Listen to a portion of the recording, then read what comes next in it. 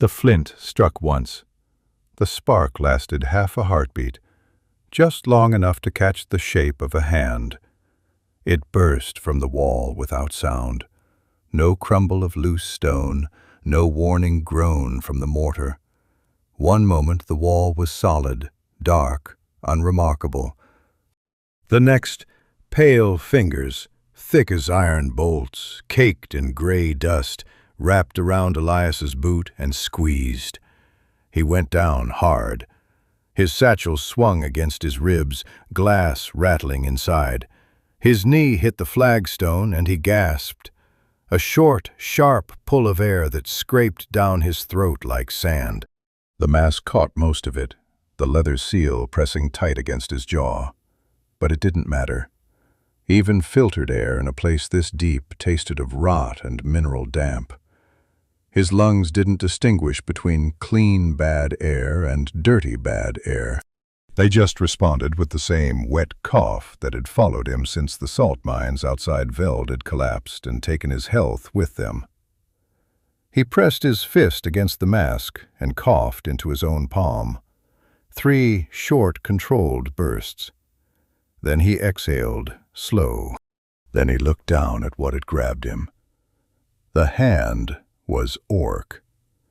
He knew the proportions, the width of the palm, the length of each finger, the density of the knuckles that looked like stone sutured under skin. He'd patched enough orc laborers in the outer settlements to recognize the architecture. But this one was different. The skin had gone the color of old tallow, gray-green at the joints, white at the knuckles, and threaded through with something darker, veins that pulsed faintly, even now, with a cold and rhythmic wrongness. Not the dark green of orc blood moving through healthy muscle. Something else. Something that lived in the crypt wall and had decided to use this orc as a door frame. He sat up. His lantern had rolled 2 feet away, still lit. The shuttered kind, a brass cylinder with a wick he'd trimmed that morning in the inn above ground. He hooked it by the handle, pulled it close, and held it low. The hand did not release his boot, but it had stopped squeezing. It simply held him, the way a sleeping person might hold a blanket without knowing they were doing it. He worked his boot free slowly, inch by inch, and the grip loosened without resistance. The fingers uncurled and went still. He raised the lantern. The wall was not a wall. It was a collapsed archway, filled in at some point, decades ago, maybe centuries, with quarried stone and packed rubble. But the rubble had shifted, settled, and through the gap at the base, half buried, lay an orc. She had been pressed into the space between the old arch and the new fill, her body oriented as though she'd wedged herself in deliberately, back against stone, knees drawn up, her chin resting against bronze-plated armor that had long since gone to rust along the edges. The breastplate bore a crest, or what had been a crest. The acid of the mold had eaten into it over the years until only the outline remained. 2 crossed spears above a crown, Royal Guard insignia. He'd seen it in a history text once, in a library in Veld that no longer existed. The rank below the king's personal chamberlain, a sentinel of the final court, sworn to the burial chambers of the last sunken king. Which meant this orc had been down here for a very long time. He pulled his medical shears from the front pocket of his satchel and crouched, studying the fungal veins at her wrist. They ran up her forearm and disappeared under the pauldron. He cut the rust-bitten leather strap at her shoulder to get a better look, peeled the bronze piece back, and found what he expected. The infection had spread from beneath the armor, not through it. She hadn't been attacked by something from outside. She'd been rotting from inside, slowly, the way everything in these crypts rotted. absorbed by the colony that lived in the walls and used the damp and the dark to spread. He opened his satchel, sorted through the vials by touch. He knew them all by the shape of their stoppers. Round meant salts. Flat disc meant smoke compounds. Pointed cap meant liquids. He pulled a pointed cap vial and held it to the lantern light. Liquid sulfur solution, concentrated. Enough to strip active fungal tissue without burning through orc skin, which ran about 4 times the density of human skin at the dermis. He'd learned that from an orc midwife in a border settlement who'd laughed at him when he'd asked, and then spent an hour explaining it in uncomfortable detail. He uncorked the vial, set it down, took out his cloth wrap and tied it around the lower half of his mask for extra seal. The sulfur fumes weren't dangerous at this concentration, but in a sealed space with lungs like his, unnecessary risk was the same as stupidity. He was not a brave man, he was a careful one. Those two things got confused for each other more often than they deserved. The orc's chest rose and fell. Barely, but it rose and fell. That settled one question. He checked her jaw, pressed 2 fingers against the side of her neck, felt the pulse. Slow. Heavy. Like a hammer striking something wrapped in wool. Still there, though. He picked up the vial. He poured. The liquid sulfur hit the fungal veins at her wrist, and the reaction was immediate. The gray-green threads recoiled, contracting like burning thread. The orc's fingers twitched. Her head moved against the stone, a slow roll to the side, and from somewhere deep in her chest came a sound, low and rough, like gravel sliding down a drain. Her eyes opened. They were dark. Not the kind of dark that came from low light. The kind that came from something older. A gaze that had spent years in the deep earth and had forgotten what it felt like to look at anything far away. She looked at the lantern first, then at his hand holding the vial, then at his face, the leather mask, the brass fittings at the temples, the tube at the jaw. Her expression didn't change, but the sound in her chest changed. It deepened. She looked at him the way a sentinel looked at something that had entered a restricted corridor. He held still. He'd learned, from border settlements, from arguments with garrison healers, from years of practicing medicine on people who didn't want to be treated, that the first 3 seconds after a patient regained consciousness told you everything you needed to know about the next hour. These 3 seconds told him to stay very, very still. She didn't move. That was the first thing he registered. Not relief, exactly, but a recalibration. He'd treated patients who woke swinging. Orc laborers from the Veld Basin who came out of fever with their fists already clenched. Years of hard living turning even unconscious instinct into a defensive reflex. He'd taken a split lip from one and a bruised collarbone from another. He'd learned to crouch low and present no sudden angles. She just looked at him. Her breathing was audible now, a thick, wet pull of air that rattled on the exhale like something loose inside her chest. Her jaw was set. The tendons along her neck stood out with the effort of holding her head up. And under the lantern light he could see the fungal veins clearly. They ran in 3 lines from her collarbone to the hinge of her jaw, pulsing faintly with each heartbeat. Not spreading, not in the last 2 minutes at least. The sulfur at her wrist had contained the immediate growth there, but the main colony was deeper, rooted somewhere near the sternum, and the lines at her jaw were just branches. He raised the lantern slightly, tilting it to get a better angle. Her eyes tracked the movement. Still sharp. Whatever the infection had taken from her body, it hadn't reached her mind yet. He kept his voice flat, calm. The same tone he used with anyone who woke up not knowing whether they were safe. "I'm going to check the veins at your jaw." I need you to hold still." She said nothing. He took that as permission, or at least not as refusal, and leaned in, bringing the lantern close. The veins at her jaw were cold to the touch, not the cold of poor circulation, the cold of something replacing the warmth from the inside. He pressed 2 fingers along the largest vein, tracking it back toward her ear, and felt the pulse beneath it, her own, and then, slightly out of rhythm, another, slower, heavier. The colony had its own heartbeat. He'd read about it once, in a forager's journal recovered from the eastern ruins. At the time, he'd dismissed it as dramatic exaggeration. He pressed his fingers harder. There it was, 2 rhythms sharing one body. He sat back on his heels and reached for his shears again. He needed to get the armor off her chest to assess the depth of the root system. He started on the left pauldron strap, already cut, and moved to the buckle at her side. The bronze was seized with corrosion, the pin fused into the catch. He worked it with the tip of the shear blade, careful, steady, the way he worked every small mechanical problem, which was the same way he worked every large one. Patience over force.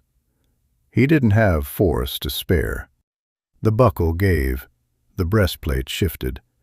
She made a sound, not pain exactly, a warning, low and short. He stopped immediately and looked at her face. "The plate," she said. Her voice was wrecked, raw and dry, like the inside of the crypts themselves, all stone and no moisture. Each word came out separately, like it cost something to produce it. "Leave." "The plate. I need to see what's underneath it. You are not a sentinel." "No," he said. "I'm a physician. And there's a fungal root behind your sternum that's going to stop your heart by morning if I don't map it now." Silence. She looked at the lantern again. Her jaw worked slowly, the way people's jaws worked when they were fighting down a cough. Then the cough won. It bent her forward, or tried to. Her body resisted the movement, spine rigid with effort, and what came out was black, fine-grained, like ash. It drifted in the lantern light, and he turned his face away and breathed through the mask seal until it settled. When he looked back, she had straightened again. Her eyes were on him, steadier now, as though the cough had cost her something she'd decided to stop protecting. She opened her mouth. What came out was not a refusal, and not a question. It was a statement, delivered with the flat certainty of someone reporting a condition they'd already accepted. "The dead do not welcome living breath." He looked at her, the gray in her skin, the lines at her jaw, the breastplate she was guarding, not out of vanity, but because 300 years of training had made the armor feel like the only boundary between her body and the world that wanted to take it apart. "No," he said, "they don't. Lucky for you, you're not dead yet." She held his gaze for a long moment. He didn't look away. He'd learned, again from border settlements, from people who tested you before they let you close, that looking away first was the wrong answer. She leaned her head back against the stone. A small motion, almost nothing. But it exposed her throat, and it was the most trust she had in her right now, and they both understood that. He reached for the buckle on the right side and got it open on the second try. The breastplate came away. Beneath it, the linen underwrap, gray with age, stiff with old salt, had fused to her skin in 2 places where the roots had pushed through. He didn't pull. He took his small water flask, moistened the fabric, and waited. She made no sound during this. Her breathing stayed controlled. He recognized that kind of control. It wasn't calm. It was discipline applied like a clamp to something that hurt. The wrap loosened. He peeled it back a centimeter at a time. The root system was worse than he'd estimated from the jaw lines. 3 primary roots, each as wide as his thumb, running from a central mass just below her left breast, up across the sternum and branching at the collarbone. The tissue around each root had gone pale, the color of old tallow, and where the roots pressed against bone, the skin had cracked in thin lines. Not deep. But the central mass, the junction point, sat directly over the cartilage above her heart. He took out his notebook, sketched it fast, rough lines, just enough to remember the layout when he needed both hands free later. He noted the rhythm of the secondary pulse through the roots, counted the branches, made a mark for each point where the root had anchored into muscle. "How long?" he asked without looking up. She took a moment. 40 days, since the lower chamber flooded. He finished the sketch, capped his pencil. "You've been down here 40 days with this." "I did not ask to be examined." "No," he said. He closed the notebook and looked at her. "You grabbed my boot." She said nothing to that, but the set of her jaw shifted, barely a single degree, and he had the impression she'd just filed that particular fact somewhere she didn't intend to look at again soon. He started repacking the immediate supplies back into his satchel, the vial of sulfur solution, the shears. He left the notebook out, capped his charcoal pencil and slid it behind his ear. Then he opened a second vial, flat-stoppered, smoke compound, and lit it with the lantern flame. Pale white smoke curled upward, thin as thread. The smell of it was mineral and clean, something between chalk and cold rain. It wouldn't cure anything, but it would suppress the surface spore load in the air around her for the next 20 minutes, which would slow the spread and give her lungs something slightly less hostile to process. He set the vial on the stone beside her, stood up. His knees ached from crouching on cold flagstone. He pressed a hand to the wall and took stock of the corridor. The direction they'd come from, the direction ahead, the low archways strung with root tendrils that moved faintly in air currents he couldn't feel. Behind him, she watched the white smoke curl. He could hear her breathing change.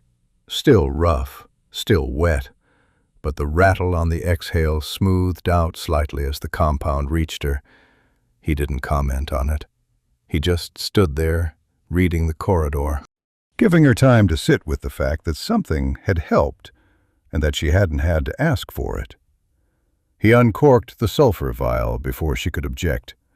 The smell hit the air immediately, sharp and mineral, like struck flint held over a drain. He'd grown used to it over years of field work. Most people hadn't. He watched her nostrils flare, her upper lip pulling back slightly, the automatic disgust response of someone who associated that smell with cauterization and pain. Which was fair. That was exactly what it was for.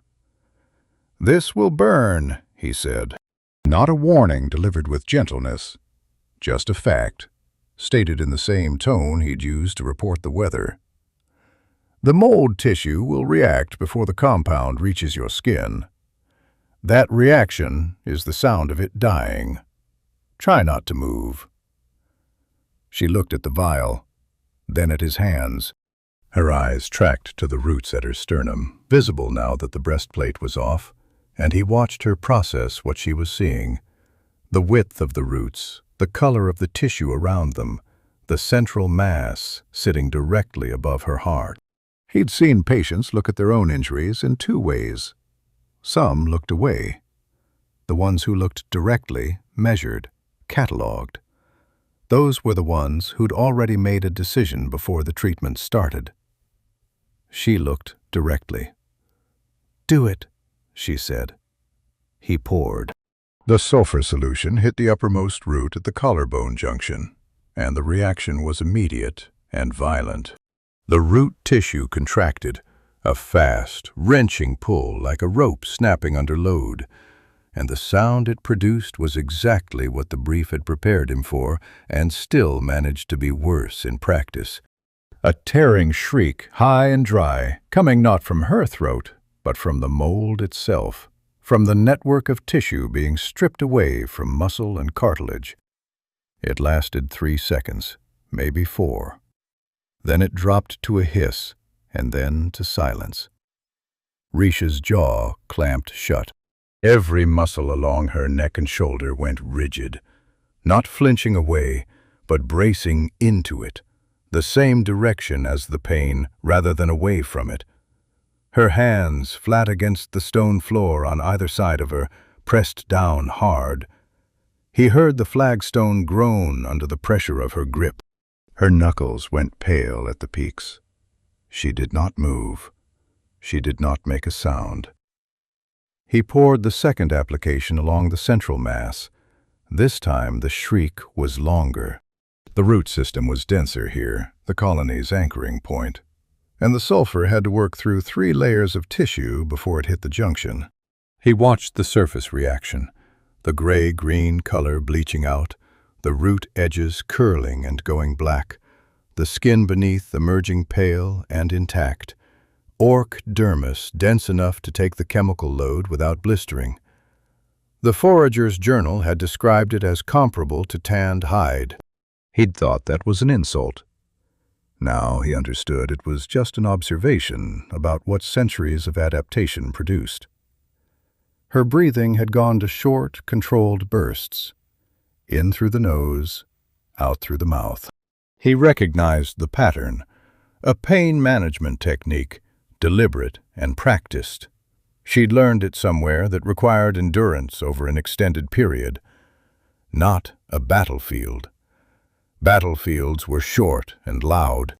This was the kind of breathing you developed in a place where the pain was constant and had no predictable end. A mine, maybe. Or a long siege, or 300 years in a crypt with a king's bones to keep. He poured the third and final application at the base of the largest root, where it disappeared beneath the lower edge of her rib cage. The shriek was short this time. The colony was already pulling back from the treated areas, contracting toward whatever lay deeper, and the root at the base came away cleaner than the others, less resistance, more retreat. He watched the surface tissue stabilize, the skin color returning toward its natural gray-green by slow degrees, the faint luminescence of the mold fading from the veins at her jaw. Not gone. The central mass was deeper than a surface application could reach, but the branches were dead, and without the branches feeding it, the mass would slow. He capped the vial, took a clean cloth from his satchel, and pressed it against the treated area at the collarbone, absorbing the surface residue. She hissed once through her teeth. The cloth was damp with alcohol solution, and the cleaned tissue was raw. He held the pressure steady, didn't ease off. Easing off too soon turned a clean wound into an open one. "The roots at the surface are dead," he said. "The central mass is still active. I can't reach it without a scalpel, and time we don't have right now." She said nothing. Her breathing was returning to normal, still rough, still wet with the infection's residue, but the rattle had changed. Lighter. The branches of the colony had been doing most of the structural work of the infection in her upper chest, and without them, her lungs had a fraction more room to function. He took that as a temporary success, and nothing more. He started repacking his satchel, organized the remaining vials by priority, what he'd need fast, what could stay buried. He had 2 more sulfur solutions, a set of salts, 3 smoke compounds, a vial of alcohol, and his surgical kit, which he hadn't opened yet. The kit was the item he was most careful with. The scalpel, the bone needle, the gut thread. He'd carried that kit for 9 years and used it in places that had no business being treated as operating theaters. Cave floors, market stalls, the back of a moving supply cart. He wrapped it back in its oilskin and set it at the top of the satchel where he could reach it without looking. Risha moved. A slow, controlled push from the stone floor, her palms flat, her weight redistributing as she worked herself upright against the wall. He watched her do it without offering a hand. She hadn't asked, and she moved with the deliberate economy of someone who knew exactly what her body could manage, and was managing it precisely. No excess, no waste. When she reached fully upright, and fully upright on her was something else entirely, her head clearing the low arch above by barely a handspan, she stood still for a moment, breathing. Then she looked down at him. He was still crouching, closing his satchel buckles. He was not a tall man on his best days, and this was not his best day. She studied him the way she'd studied the vial. Direct. Cataloging. "You are from above," she said. It wasn't a question. "Yes." "Why are you in the crypts?" He slung the satchel strap over his shoulder and straightened. His knees registered their objection, and he ignored them. "Foraging. There are fungal compounds down here that don't grow anywhere else. I use them in treatments." He paused. "Used to, before I understood what colony they were part of." She looked at the treated roots on her chest, at the blackened edges of dead tissue. Then she reached down and picked up her breastplate from the floor, one-handed, the weight of it nothing, and held it against her chest without fastening it. The buckles on both sides were beyond repair without tools. She held it in place with her forearm pressed across it, armor as pressure bandage. He adjusted his mask seal and turned to look at the corridor ahead. The lantern light reached about 4 meters before the dark absorbed it. Somewhere beyond that, water moved. A slow, heavy sound, like something vast shifting in its sleep. "The lower chambers flood," he said. "You said 40 days ago." "The fungus follows the water." "Which means the exit corridors are compromised." She was quiet for a moment. Then, "The east corridor collapsed 20 days ago. The south gate is sealed." "What's left?" "The processional passage, north. It runs under the king's vault." He looked north. The corridor bent left about 6 meters ahead, and beyond the bend, the darkness was complete. "How long is it?" "Long," she said. And then, after a pause that felt like it cost her something, "I do not know anymore. The markers are gone." He picked up the lantern, checked the oil level through the sight glass at the base. Enough for 4 hours, maybe 5 if he kept the flame low. He adjusted the wick down a notch. Then he started walking north. Behind him, after a moment, he heard the slow, heavy sound of her following. Her footsteps on the flagstone were nothing like he expected. Not loud, careful, measured. The walk of someone who had spent centuries learning exactly where to place weight so the floor beneath didn't speak. He kept his eyes on the dark ahead. He did not look back to see if she was keeping up. She would keep up, or she wouldn't. Either way, standing still in a flooding crypt with an active fungal colony was the one option he wasn't willing to take. The bend swallowed the lantern light and gave nothing back. He walked into it anyway. The water hit his boots at the bend, not a trickle. A flat, still surface that began where the corridor leveled out and stretched ahead as far as the lantern reached, knee-deep, covered in a film that caught the light and threw it back green. He stopped at the edge and held the lantern low. The film moved in slow circles that had nothing to do with the water beneath it.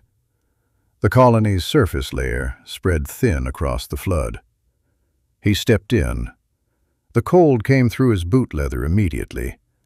He shifted his satchel above the waterline and pulled his metal cane from the side loop. Tap left, solid. Tap center, solid. Tap right, nothing. The cane dropping half a meter before finding bottom. He stepped left and moved forward. Behind him, Risha entered the water without pause. It rose to mid-thigh on her and stayed there. Where it reached his knee, it barely touched hers. She carried the broken stone pillar she'd pulled from the collapsed section near the arch, dragging it through the water behind her with one hand. The weight of it would have pinned him to the floor. She held it like a walking staff. The processional passage was wider than the corridor behind them, wide enough that the lantern light didn't reach the walls. The ceiling was vaulted, the upper arch lost in darkness. From somewhere above, long root tendrils hung motionless, ending at various heights, some stopping 2 meters up, some trailing in the water at their tips, like wicks drawing moisture upward. He ducked under the first cluster. Risha walked beside him. Her shoulder passed through the hanging roots without slowing. They dragged across the crown of her head, and she ignored them. He adjusted his path to follow hers through the thicker clusters and found it easier going. The water smelled of mineral cold and something underneath, a sweetness that didn't belong underground. Fungal metabolic output, the colony processing whatever the flood had carried down. He breathed through the mask and kept moving. "The king's vault," he said, keeping his voice low. Sound carried strangely here, flattened by the water, then bouncing off the vault above. "How far?" "3 chambers," Risha said. Her voice was better than before. Still rough, but the cadence had changed, less effortful. "The antechamber, the hall of record, then the vault. The north exit is a service passage beyond it." "When did you last check the service passage?" A pause that lasted 4 steps. 60 days ago." He said nothing to that. 60 days was long enough for everything to change underground. Stone shifted, water rerouted. The colony could seal a passage so thoroughly that moving through it became the same as moving through solid matter. He tapped ahead and kept walking. The water level rose as the passage descended. His legs went numb below the knee. He lifted his feet higher with each step to clear the raised flagstone edges, slower but safer than shuffling blind through the green-filmed dark.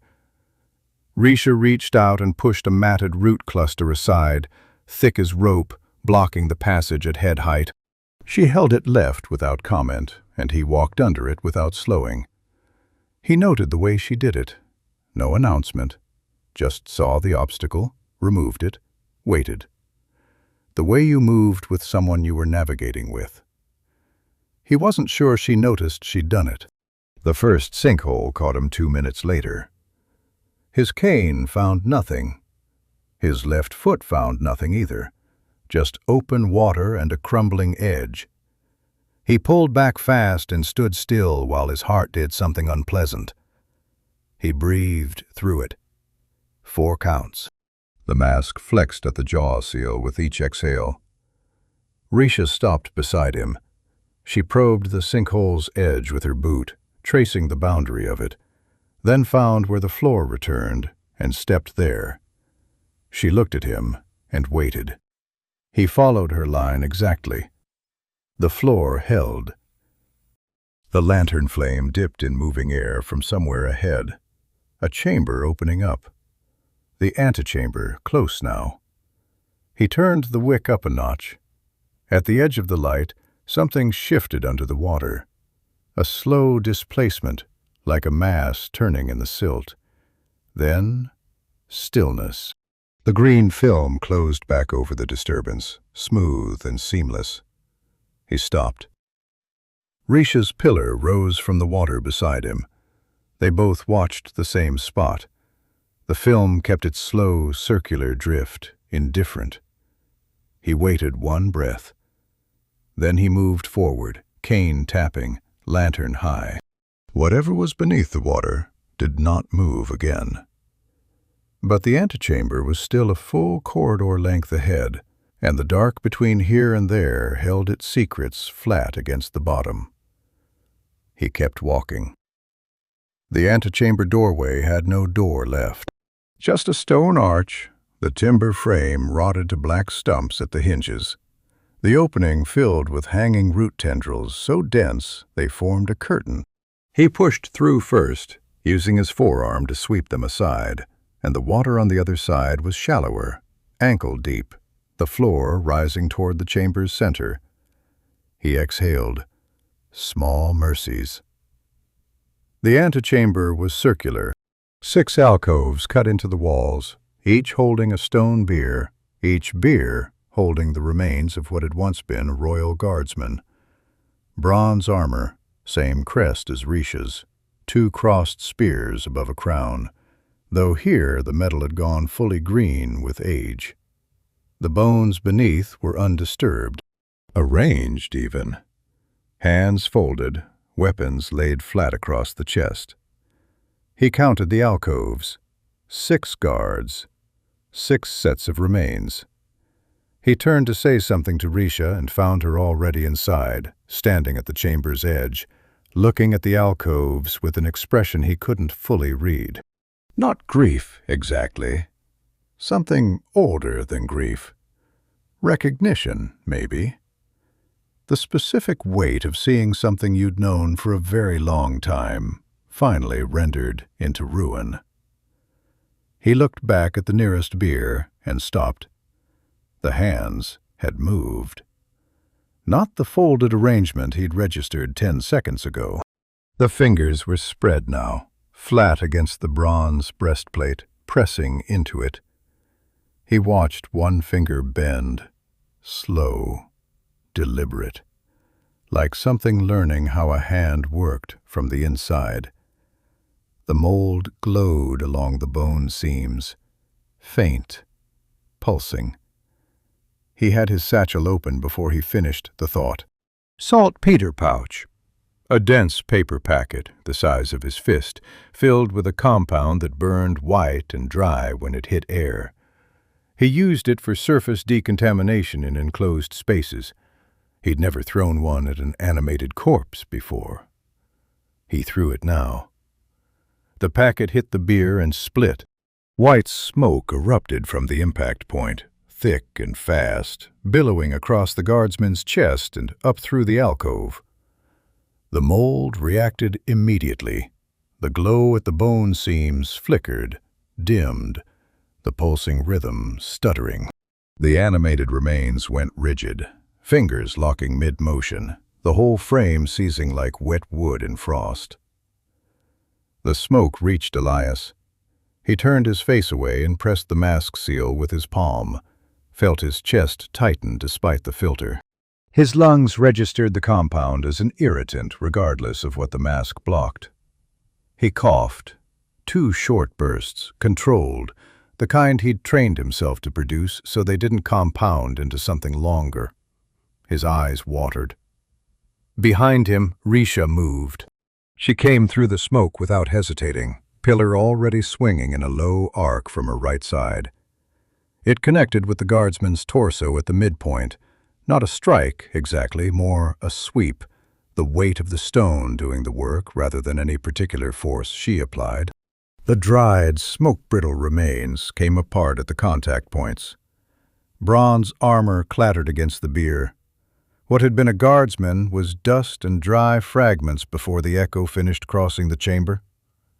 She lowered the pillar, looked at the alcove, then at the remaining 5. All 6 biers were moving now, slow but moving. Fingers pressing, helmeted heads turning by degrees on the stone surface beneath them. He already had the 2nd saltpeter packet out. He looked at her. She looked at the alcoves, then at him, then at the pillar in her hand. A shared accounting that took less than 2 seconds. He threw both packets simultaneously, one left arc, one right, and the smoke hit 3 alcoves on each side. White billowed to the ceiling. He dropped low, below the worst of it, coughing into his mask, eyes burning. Through the haze, he heard the pillars swing twice, 3 times. The brittle percussion of ancient bone and corroded bronze folding under impact. Then silence, except for the drip of water from the arch behind them and his own unsteady breathing. The smoke thinned. He straightened. 6 alcoves, all still. Dust settling across the shallow water at the chamber floor, drifting in slow patterns. He pressed a hand against the wall and focused on breathing. In through the nose, slow. Out through the mouth, slower.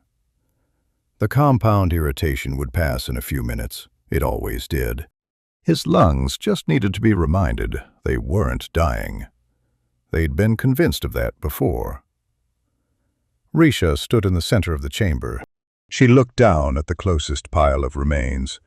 A fellow sentinel, same crest on the ruined breastplate, same folded hand arrangement now scattered across the bier.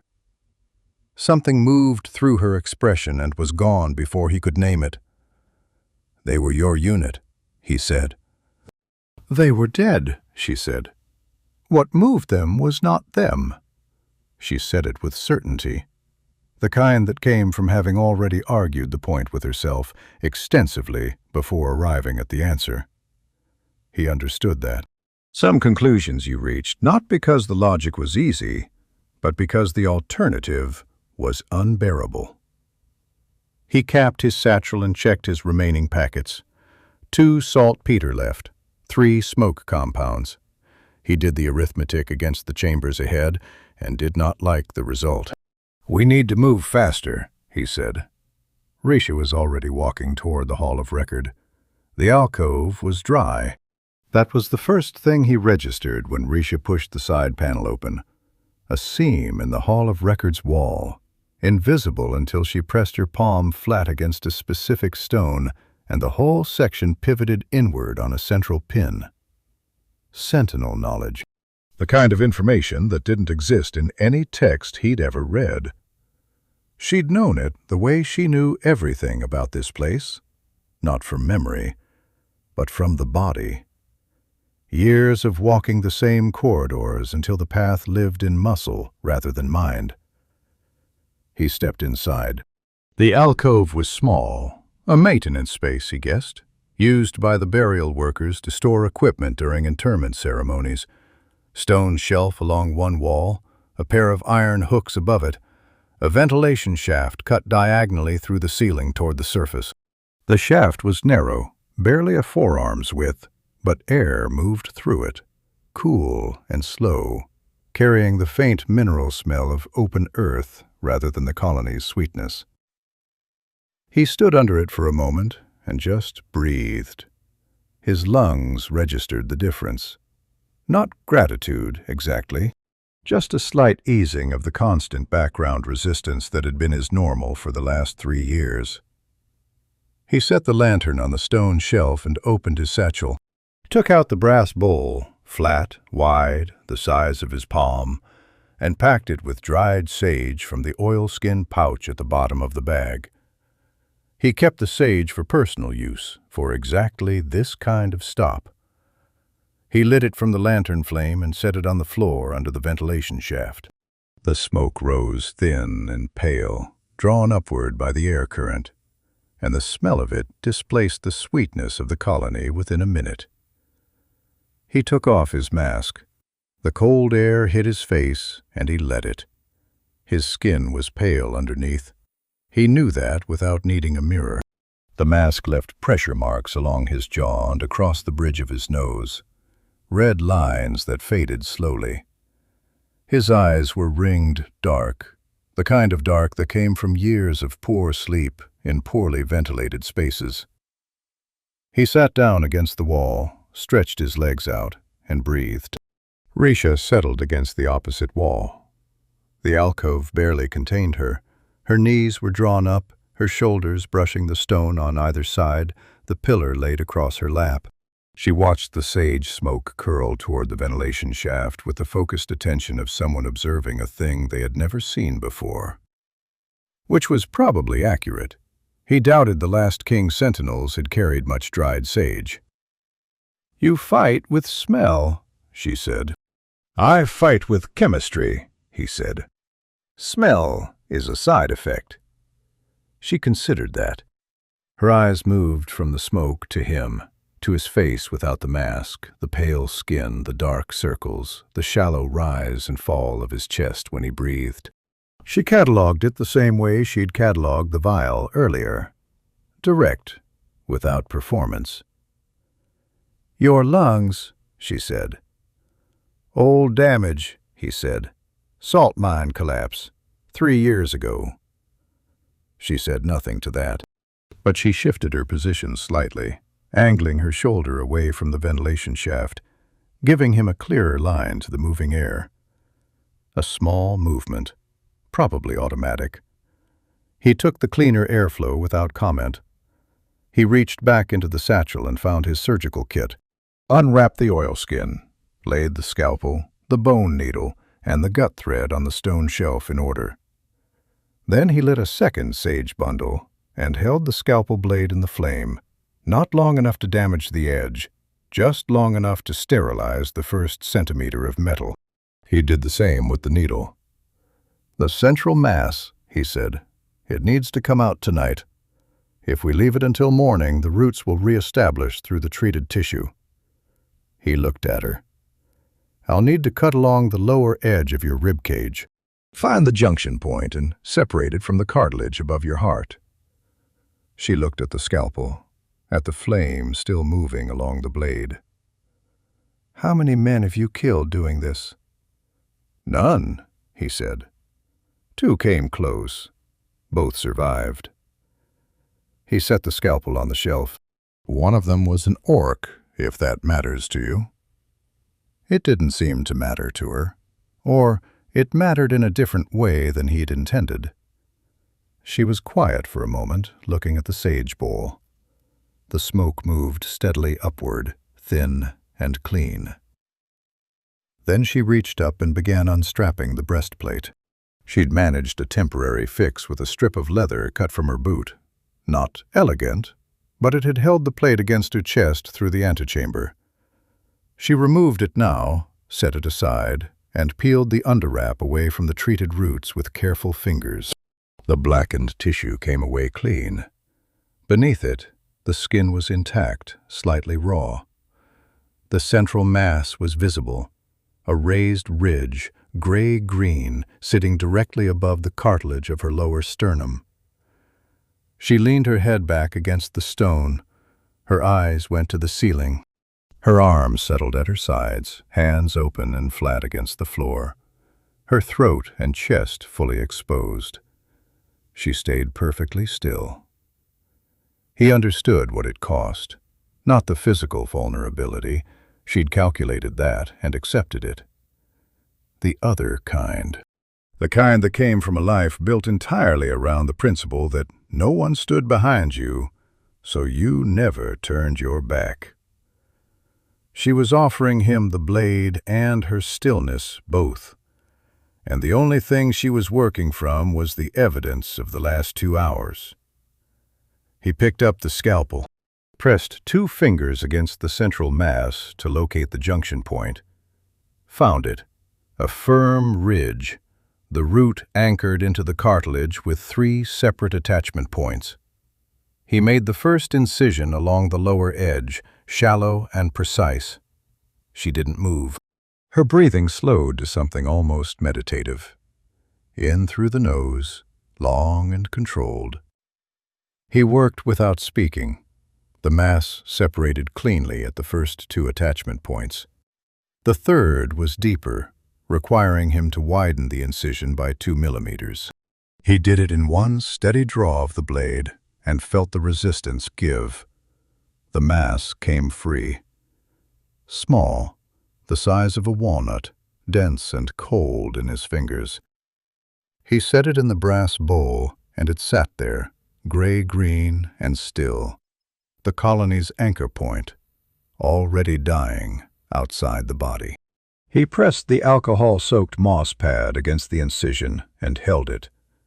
Risha exhaled, long and slow, the first fully unobstructed breath she'd taken since the flood, her chest rising without the mass pressing against the cartilage above her heart.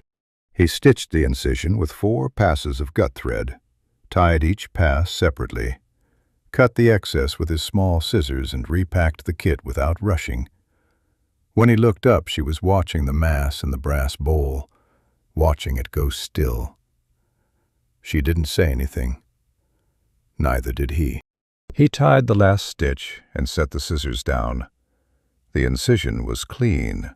4 passes of gut thread, each knotted separately, the edges sitting flush without tension. He'd done worse work in better conditions and better work in worse ones.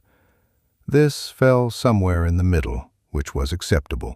He pressed a fresh pad of alcohol-soaked moss against it and held pressure with 2 fingers. The bleeding was minimal. Orc tissue closed fast, the density of it working in their favor for once.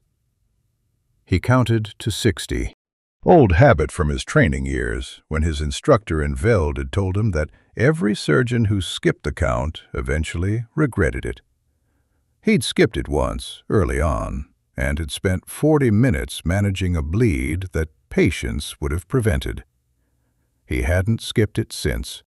Risha hadn't moved. Her head was still back against the stone, her arms at her sides. Her breathing had settled into something even and deep. The first full respiratory cycle he'd heard from her that didn't carry the wet rattle of the colony's pressure against her chest. The mass in the brass bowl had gone fully gray. Whatever biological rhythm it had carried inside her body, it didn't maintain it outside. It was just tissue now, cold and inert. He lifted the moss pad. The incision held. He cut a strip of clean linen from the roll in his kit and laid it across the wound, pressing the edges down against her skin. Her skin was warm now, warmer than when he'd first touched her in the collapsed arch. The fever was breaking.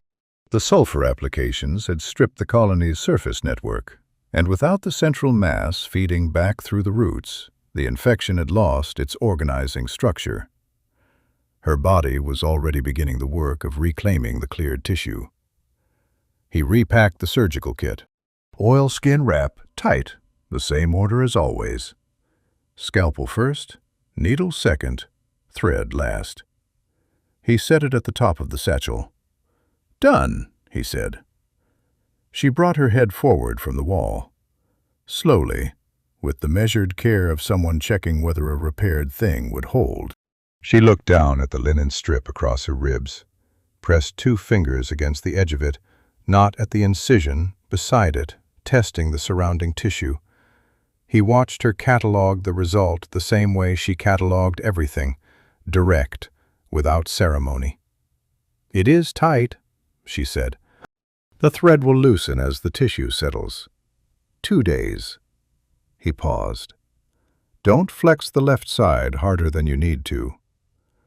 She looked at the pillar across her lap, then at him.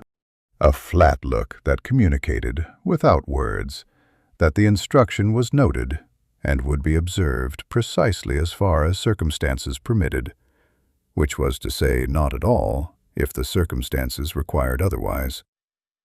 He accepted that. He'd given the instruction because it was medically correct, not because he expected compliance. He picked up his mask from the floor beside him, turned it over in his hands, checking the seal. The leather was good. He'd treated it with oil 3 days ago, and the jaw gasket was intact. He'd made the mask himself, 2 years after the mine collapse, when it became clear that his lungs weren't recovering, and that unfiltered air in enclosed spaces was accumulating damage faster than rest could repair it. The brass fittings had come from a salvage market in Veld. The filter compound he packed into the interior chamber he made himself. Activated charcoal, ground salt, and a proprietary blend of dried compounds that he'd spent 8 months refining. It wasn't perfect. Nothing about his situation was perfect. but it kept him functional in conditions that would have stopped him otherwise, and functional was enough. He set the mask on his knee and looked at the sage bowl. The bundle had burned down to ash, the smoke thinned to almost nothing. The air in the alcove still carried the clean mineral current from the ventilation shaft. He had one more bundle. He decided to save it. Risha reached over and picked up the mask. He stilled, a reflex, the way you stilled when someone picked up something that kept you alive. She turned it over with the same two-fingered examination she'd applied to her own wound, studying the construction, the brass fittings at the temples, the tube at the jaw, the layered leather at the seal edge. She pressed her thumb against the gasket and felt it compress and return. "A man who cannot breathe," she said. She wasn't looking at him, still looking at the mask. "Plans to survive the deep earth. He's managed so far." She set the mask down on his knee, not handed it back, set it down, precisely where it had been, the same orientation. "The mine," she said. "You were inside when it collapsed." "I was treating a laborer, a lung infection." He picked the mask up and turned it over once more before setting it aside. "The irony wasn't lost on me." She was quiet. The ventilation shaft moved air over them both, steady and slow. Her breathing continued its new, unobstructed rhythm. He listened to it the way he listened to all his patients' breathing, clinically, tracking the quality of each cycle. Clear on the inhale, clean on the exhale. No rattle, no colony resistance. Just a body doing what bodies did when the thing pressing on them was removed. He leaned his head back against the wall. His own chest was tight, not acutely, just the baseline tightness that lived there permanently now, the residual scarring from the mind doing its quiet arithmetic against every breath. He was tired. The work of the surgery, the cold of the water, the compound irritation from the saltpeter smoke in the antechamber, all of it had accumulated into a specific kind of exhaustion that sat behind his eyes and in the muscles of his forearms. He closed his eyes for a moment. Just a moment. "Sleep," Risha said. "I'm not sleeping. You are doing the thing before sleeping." He opened his eyes. She was looking at him now, and there was something in the set of her expression that wasn't quite humor, but was adjacent to it. He'd learned in border settlements that orc humor rarely announced itself. It arrived flat and dry, and if you weren't paying attention, you missed it entirely. "1 hour," he said. She picked up the pillar from her lap and laid it across the alcove entrance. A barrier. Not much. Stone against animated dead was a temporary solution at best. But it was a statement. She was taking the watch. She was telling him that without saying it, the same way she'd cleared the root clusters in the passage without saying it, through the action rather than the offer. He adjusted his coat against the cold of the wall and closed his eyes again. His lungs rose and fell, slowly, evenly. In the alcove's small dark, with the sage ash cooling in the brass bowl, and the ventilation shaft breathing cold air over them both, he slept. He woke to the sound of her sharpening stone, a slow, rhythmic drag of whetstone against the edge of her belt knife. Not a weapon exactly, more a tool, the blade wide and flat, the kind used for cutting rope and prying mortar. She was running the stone along it with the patience of someone who had done the same motion 10,000 times and found something close to stillness in the repetition. The sound was steady, grounding. He'd slept to worse. He sat up. His back registered the stone wall behind it, and his legs registered the cold, and his lungs registered the air, still clean, still moving through the ventilation shaft above. He checked his coat pocket for the timepiece out of habit, then remembered he'd left it at the inn above ground. Unnecessary weight, he'd thought. He pressed his palm against the floor instead and gauged the cold of it. Deep cold, bone-settled. More than 1 hour, closer to 2. He looked at Risha. She was in the same position as before, back against the wall, pillar across the alcove entrance, knife across her knee. But her posture had changed, less rigid.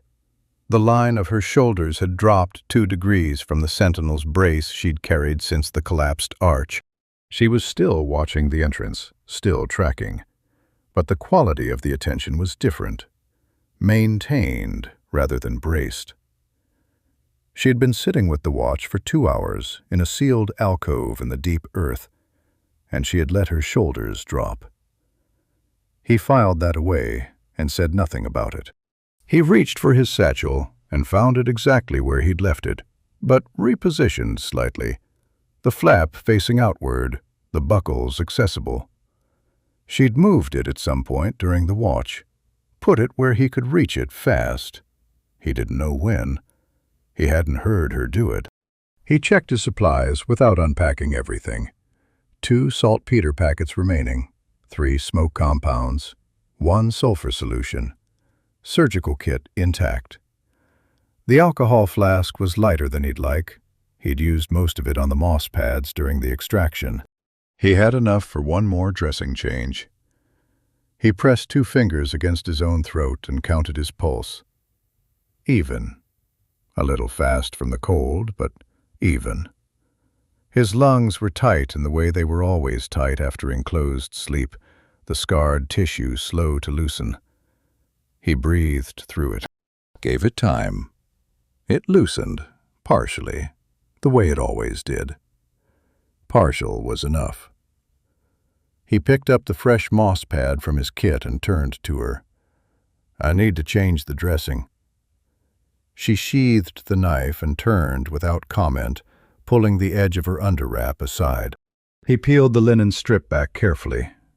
The incision had closed well. The thread was holding, the edges sealed, the surrounding tissue returning to its natural color. He cleaned the surface with the last of the alcohol, pressed a fresh pad into place, and rewrapped it with the linen. 4 passes. He tied it at the side rather than the front, away from the incision site. She pulled the underwrap back into place, tested the range of movement with a slow turn of her torso, left, then right. He watched her register the difference. The left side still carried the surgical tightness he'd warned her about. The right moved freely. She nodded once, the private nod of someone updating an internal inventory, and reached for the breastplate. He helped her with the makeshift strap. 2 hands were faster than 1, and the leather was stiff. She let him work the buckle end without pulling away from it, which was a different kind of trust than the surgery. Quieter, more ordinary, and for that reason harder to offer. "We have 2 saltpeter packets," he said, smoothing the strap flat. 3 smoke compounds, 1 sulfur solution. He sat back. "Enough for the Hall of Record and the vault, if we move fast and don't encounter more than the antechamber count." "There will be more," she said. "The Hall of Record held 12. He did the arithmetic. 2 packets covered 6 alcoves at best, if the smoke dispersed well. The rest would fall to her. He looked at the pillar. She followed his gaze. "It will hold," she said. He believed her. He'd watched it take apart 3 animated guardsmen in the antechamber without her adjusting her grip once. He put his mask on, worked the jaw seal, pressed it flat at both temples, exhaled hard to check the fit. The filter compound had a few hours left in it before it needed replacing, which he didn't have material to do down here. He'd manage. He pulled his cane from the satchel loop and stood. Risha stood with him, filling the alcove, and reached past him to lift the pillar from the entrance. Then she stopped, set it back down, reached instead into the gap above the stone shelf, and pulled out something he hadn't noticed during the surgery. A folded piece of leather, stiff with age, wrapped around a flat object. She unwrapped it. Inside was a bronze disc, engraved, the size of her palm. The king's seal. She looked at it for a moment, then folded it back into the leather and pressed it into the gap in the wall. She didn't explain. He didn't ask. Some things you left where they belonged. She picked up the pillar. He picked up the lantern. He pushed the alcove panel open, and the smell of the colony hit them both immediately, the sweetness rising, thicker than before. He adjusted the mask seal with his palm. "The Hall of Record," he said. "Straight ahead," she said. 40 steps. He stepped into the corridor. Behind him she followed, and the panel swung shut on the sage ash and the cold air and the small, quiet space where, for 2 hours, nothing had tried to kill them. 40 steps ahead the darkness waited. He counted them as he walked. He reached 38 before the floor vented. No warning crack. No tremor in the stone beneath his boots. The vent simply opened. A seam between 2 flagstones that had been sealed with compacted silt, and whatever pressure had been building beneath it finally found the path of least resistance. A column of yellow smoke drove upward from the gap with enough force to flatten the lantern flame sideways. He threw his arm across his mask seal by reflex and took 2 steps back. The yellow spread fast. Not drifting, expanding. The way something expelled under pressure expanded, filling the corridor from floor to ceiling in the span of 4 seconds. He'd read about hallucinogenic spore clouds in the Forager's Journal. The colony produced them as a defense mechanism when its deeper structures were threatened. The spores didn't kill, they disoriented. Disrupted spatial perception, flattened depth, turned solid walls into suggestions. In an enclosed space with sinkholes and flooded flagstones, disorientation was enough. He couldn't see the walls, he couldn't see the floor, he couldn't see Risha. He pressed the mask seal hard with both palms, checking every edge. The jaw gasket, the temple fittings, the filter chamber at the chin. The mask held, but his eyes were open to the cloud, and the spores worked through mucous membrane as readily as through lung tissue. His vision had already begun to soften at the edges, the lantern light blooming outward, the shadows between the yellow deepening into shapes that shifted when he focused on them. He stopped moving, stood completely still. Moving blind through a flooded corridor with active sinkholes was a fast way to solve the problem of being alive. He felt a hand close around his belt. Not a grab, a grip. 2 fingers hooked through the leather loop at his back, firm and deliberate, the kind of hold that communicated direction without pulling. He felt himself drawn left, a half step, and then forward. He moved with it, kept his cane ahead of him, tapping, while she pulled him through the yellow dark. He couldn't see her. He could feel the displacement of air as she moved, the slight turbulence of something large navigating a space by means that had nothing to do with sight. She didn't tap the floor. She didn't slow to check her line. She moved through the cloud the way she moved through the hanging roots, directly, with the body knowledge of someone who had walked this corridor so many times the path lived in her feet rather than her eyes. He trusted the grip and kept moving. The lantern was useless. He shut the shutter to a sliver, conserving the flame, and used it only to watch the flagstone directly in front of his leading foot. Yellow fog sat thick above ankle height, and the sliver of lantern light at floor level gave him just enough to track stone from water. He tapped left. Solid. He tapped center. Solid. The grip at his belt pulled him 2 degrees right, and he corrected. The cane found solid ground on the right line, and he followed it. His vision was degrading steadily. The shifting shapes in the yellow had acquired more definition, which was how he knew the spores were working. not because the shapes were real, but because his mind was supplying details to fill the gaps his eyes couldn't. He focused on the flagstone at his feet, on the physical sensation of the grip at his belt. Two real things. He held on to them and let the hallucinated shapes stay peripheral. He heard her breathing beside him, controlled, through the nose, her mouth sealed shut. Holding the spore load out through pure discipline. She hadn't asked for the damp cloth he'd pressed against patients' faces in the journal's description of spore exposure. He reached into his coat pocket and pulled the cloth, always kept damp with the small water flask clipped inside. He held it up in the direction of her breathing. She took it without breaking stride, without changing the grip at his belt. He heard the soft displacement of fabric as she pressed it against her face. They moved. He counted steps in his head. The hall of record was 40 steps from the alcove. He'd reached 38 when the vent opened. 2 steps remaining, but the cloud had pushed him back at least 3 when he'd retreated. So 5 steps, roughly, at the pace they were moving. He counted them against the grip and the tap of his cane. On the 5th step, the grip released. He stopped. The yellow was thinning slightly, or his eyes were adapting, which was worse. He opened the lantern shutter halfway. The light pushed through the dissipating cloud and touched a wall ahead, then a doorway, then the interior of the hall of record beyond it. The air inside was clearer. The hall sat higher than the processional passage, its floor raised on a stone platform, and the spore cloud was pooling at the lower level rather than filling the interior. He stepped through the doorway and breathed. The mask filtered the residual spore load adequately.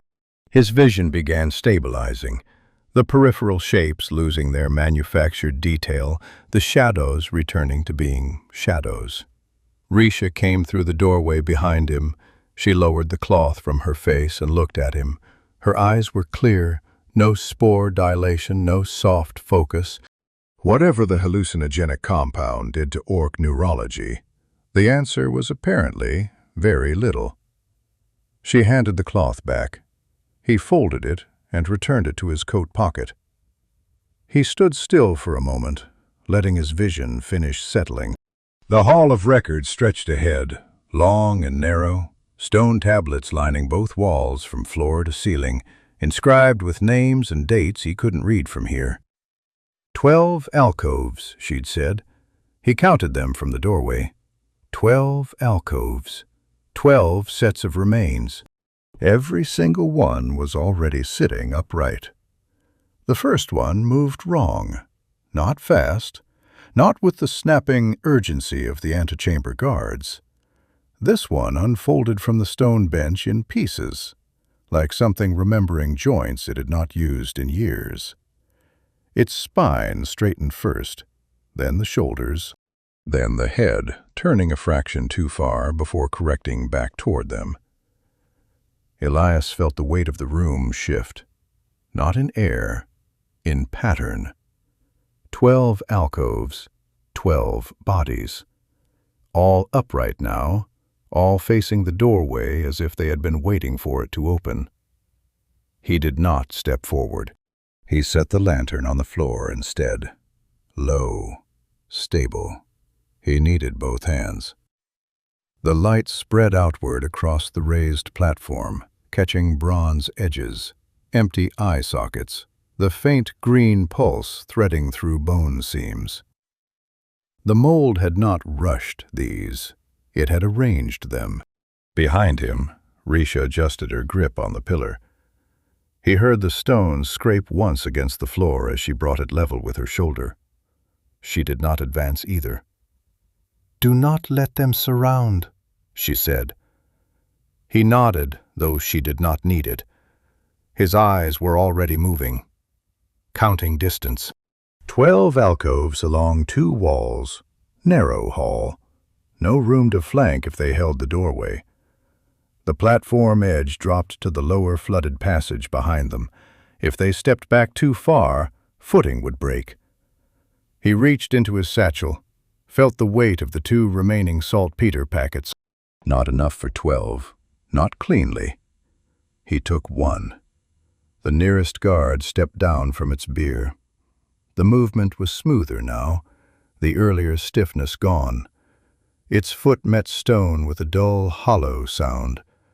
The mold had learned something between chambers. Elias threw.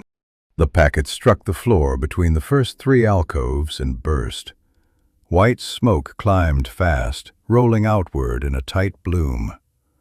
The nearest guard seized mid-step, its joints locking as the drying compound bit into the fungal threads binding it together. Risha moved. She stepped into the smoke without hesitation, her outline breaking through the white like a wall pushed forward. The pillar came down in a short arc, not wide, not wasteful. It struck the first guard at the collar. Bone and bronze gave at once, collapsing inward. She shifted her hands and drove the second strike low, taking the legs out from under the next before it could clear the alcove. Elias coughed into his mask. The compound scraped his throat, even through the filter. He held his ground and pulled the second packet free. The other 9 were moving now.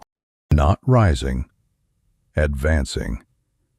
They stepped down from the alcoves in unison, the timing close enough to feel deliberate.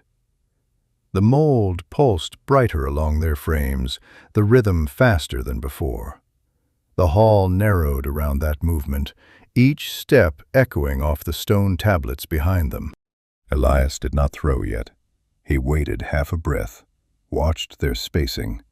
3 had stalled in the smoke, 2 already down under Risha's strikes. 7 remained, closing the distance in a line that would reach the doorway in seconds. He threw the second packet not at their feet, but behind them. The pouch struck the far wall and split. Smoke rolled backward across the rear alcoves, cutting off the line's depth. The trailing guards seized first, their motion breaking. The ones in front did not stop. The mold drove them forward, abandoning coordination for momentum. Risha pivoted. She stepped back into the doorway space, narrowing the angle, forcing the front 3 to meet her one at a time. The pillar swung short again, controlled. The first guard shattered at the shoulder, its torso collapsing sideways into the second. She used the collapse, driving the pillar forward rather than pulling it back, pushing both bodies into the third. "Left," Elias said, not loud, just enough. She shifted her stance without looking. The pillar came up and across, catching the second guard as it tried to climb over the first. The strike broke it at the spine. The third reached her then, hands out, fingers spreading wide as if to take hold rather than strike. Elias stepped in. He did not have another packet. He had a vial. He uncorked it with his teeth and threw the liquid at the guard's chest. Sulfur splashed across the fungal threads binding rib to spine. The reaction was immediate. The shriek cut through the hall, high and dry. The guard froze mid-grasp. Risha finished it with a downward blow that drove it flat to the stone. Elias staggered back a step, breath catching. The mask held, but his lungs tightened anyway, reacting to the compound and the effort both. He forced the air out slow, took the next one in smaller. The smoke thinned. The rear guards stood locked where the second packet had caught them, their frames rigid, the mold dimmed along their joints. The 3 closest lay in fragments at Risha's feet. No one moved. Risha lowered the pillar an inch. Not fully. Never fully. Her eyes tracked the remaining figures, measuring whether the stillness would hold or break. Elias bent, hands on his knees, and breathed. Counted it out. 4 in, 4 out. His chest resisted, then eased by degrees. "The stairs," she said. "Now!" He nodded, picked up the lantern with a hand that had not quite steadied yet. The light shook once, then settled. They stepped past the broken remains and into the hall, moving between the frozen figures before the compound could lose its hold. The tablets along the walls caught the lantern light in passing, lines of carved names, worn shallow by time and damp. He did not read them. At the far end, the stone shifted, not underfoot, in the walls. A low vibration ran through the hall, followed by a clicking sound that did not belong to bone or water. It came from deeper, many points at once, regular, advancing. Elias stopped. Risha did not. She reached back, caught his sleeve, and pulled him forward. "The rest," she said. "They are waking." The stairs were not where they should be. Elias saw the wall first, not stone in its natural state, but something layered over it, thick, pale. It bulged outward from the doorway at the end of the hall, filling the arch where the service passage should have begun. The lantern light caught its surface and died against it, swallowed into a dull sheen that looked almost soft until he stepped closer and heard the faint crackle beneath it.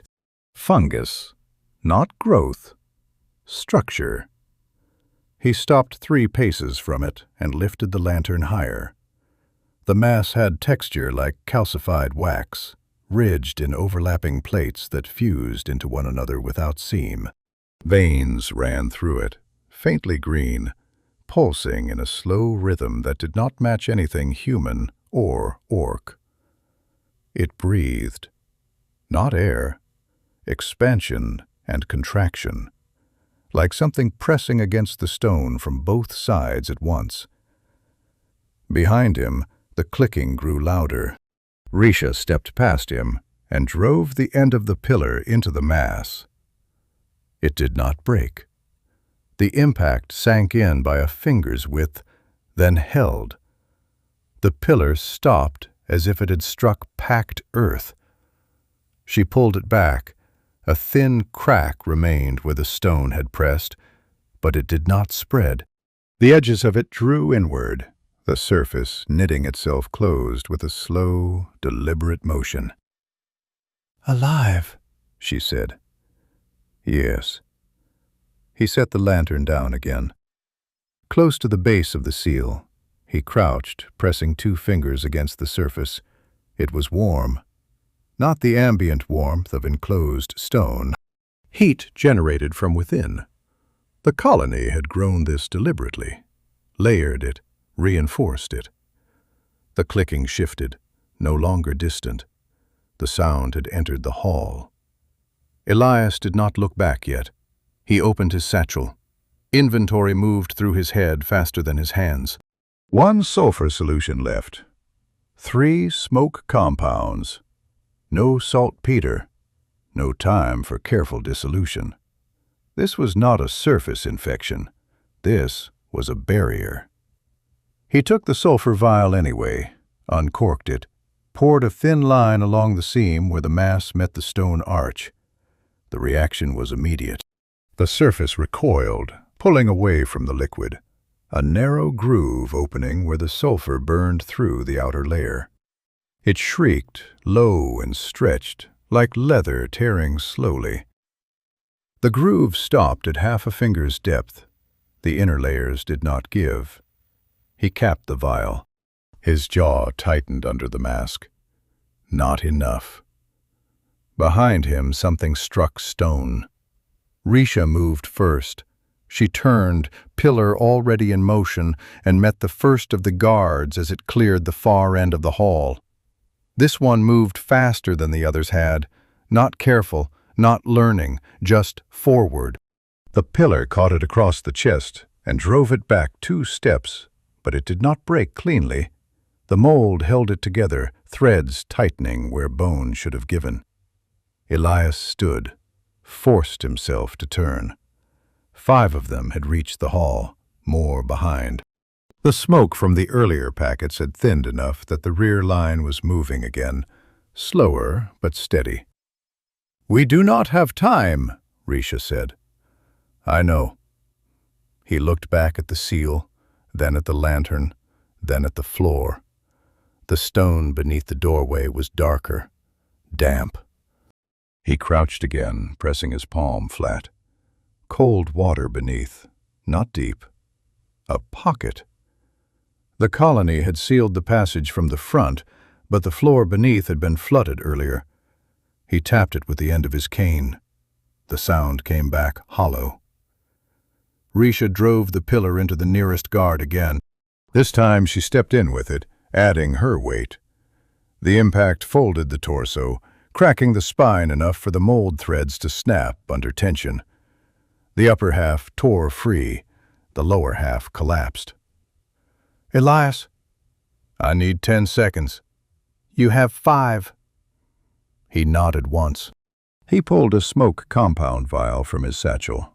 Not for the air, for the floor. He smashed it down at his feet. The glass broke.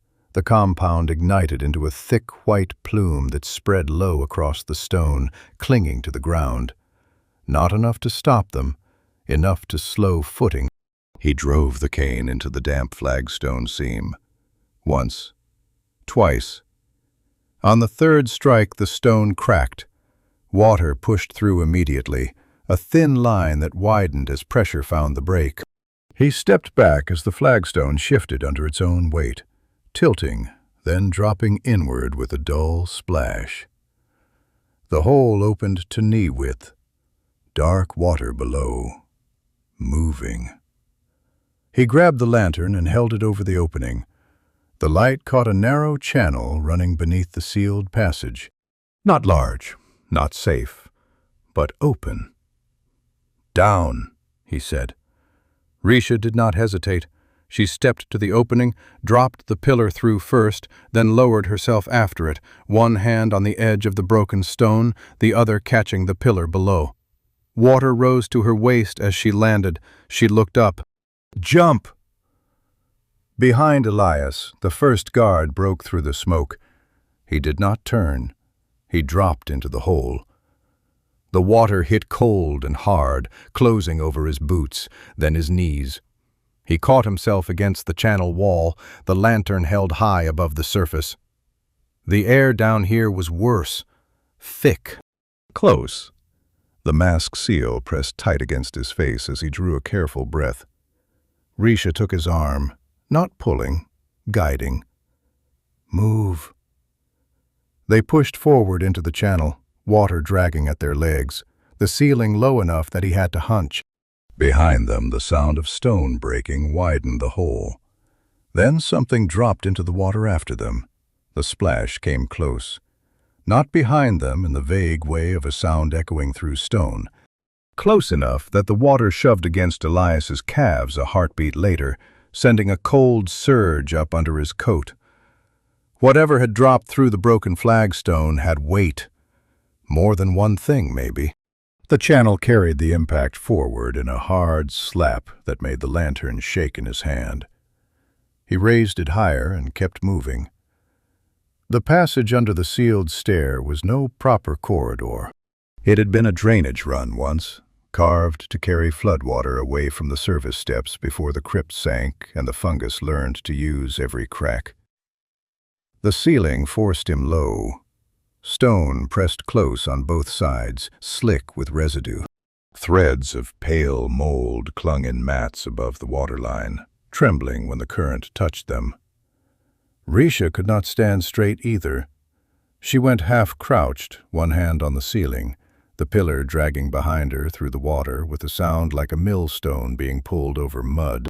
Something splashed again. Elias did not look back. Looking back in a place like this cost time and balance mattered more. He kept the lantern angled ahead and tapped the submerged floor with his cane when the channel widened. Solid, then soft, then solid again. Silt had built up in pockets. If his boot sank past the ankle, he would lose it. Risha's hand found the back of his coat and held there. Not gripping this time, just contact. A point to keep him on line as the water pulled at their legs. "How far?" he asked. "The stair turns above us," she said. Her voice stayed even despite the crouch. "The runoff should meet the lower landing." "Should?" "It did before." He accepted that answer because there was nothing else to do with it. The channel bent right. The current strengthened. He braced the lantern against the wall with his wrist and reached down with the cane, probing the turn before trusting his feet to it. The tip struck stone, slid, then found the edge of a drop no wider than a grave trench. Water spilled through it in a narrow sheet. He stopped. Lifted the lantern higher. The drop led into a lower section where the channel opened a little, enough for the current to gather force. The floor beyond was not visible through the churn. Behind them, the thing in the water closed distance. He heard the scrape first, bone or bronze dragging against stone. Then the shallow, urgent splashes of something using its hands as much as its feet. Risha shifted the pillar forward. There was no room to swing it here. "Go," she said. "There's a drop." "I know." He looked at the trench again, measured the width. A careful step could take it if the footing on the far side held. A careful step required time. They did not have time. He handed Risha the lantern. Then he crouched and lowered himself into the water until one knee found the lip of the drop. He reached across with the cane, braced it against the far edge, and used it like a third leg. His bad chest hated the angle immediately. Pressure built under the sternum. He ignored it and shifted his weight forward, boot searching through the churn until it found bottom on the other side. "Lantern," he said. She passed it over. He took it back, rose as much as the ceiling allowed, and turned to help her. She did not need help. She planted one hand on the near edge, lifted the pillar with the other, and stepped the trench in a single controlled motion despite the fresh pull in her left side. He saw the tightness in her jaw when she landed. The stitches had held, but the movement had cost her. She gave no sign beyond that one brief set of the mouth.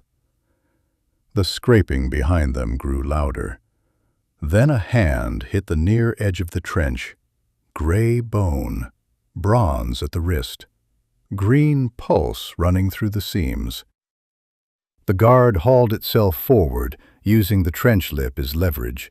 In the channel it looked worse than the ones in the hall. The water had stripped the lingering dust from it. Mold fibers twitched openly where muscle should have been. Risha drove the butt of the pillar down on its forearm. Bone cracked. The hand dropped back into the trench. The thing did not cry out. It simply reached up again with the other arm. "No room," Elias said. "I see that." He dug in his satchel by feel.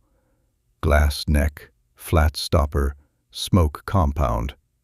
He pulled it free and hesitated half a breath.